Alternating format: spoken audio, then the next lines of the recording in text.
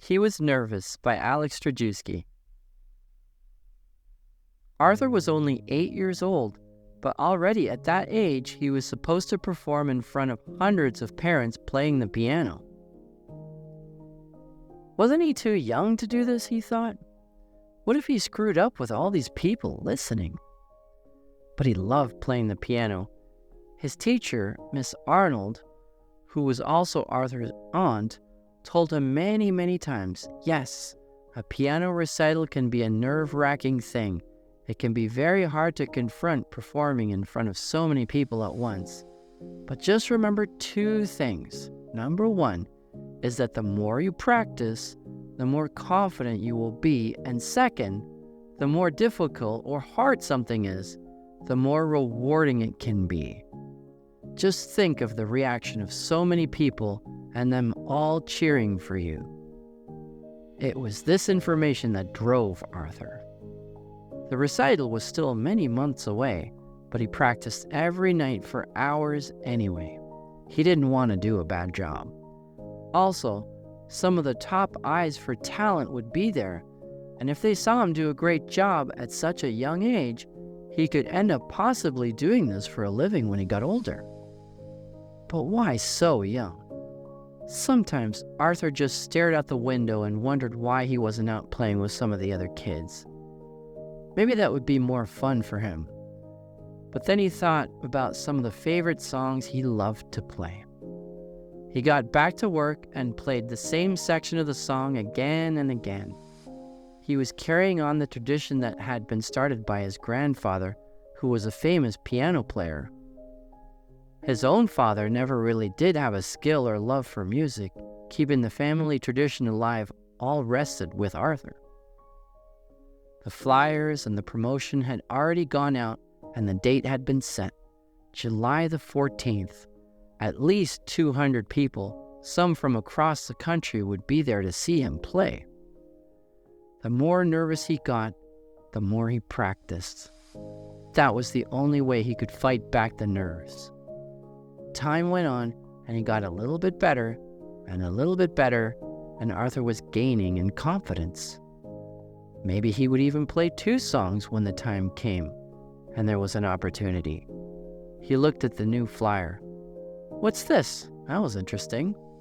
A new boy had been added to the list of performers, also an 8-year-old piano master. Would he steal his spotlight? What if he played better than him?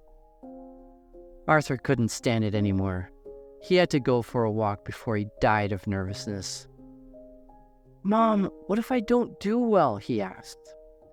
Oh, don't worry, son. You play so much, you'll do great.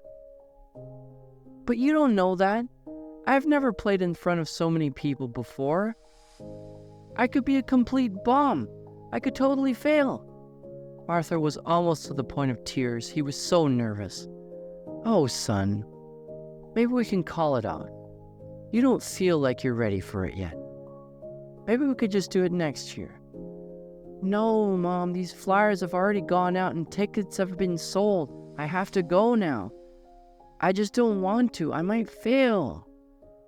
I'm sorry, son. He got back to his lessons and worked and worked and worked. He gained more and more confidence. More time passed, and the day finally came. The stadium began to fill up. There were fewer and fewer empty seats, and they would all be looking at him. Arthur was starting to feel sicker and sicker.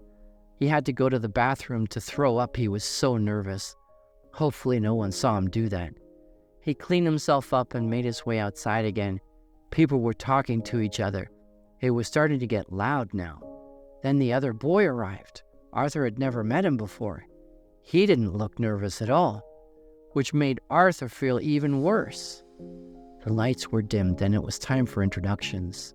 First, some of the older children played, and they played amazing.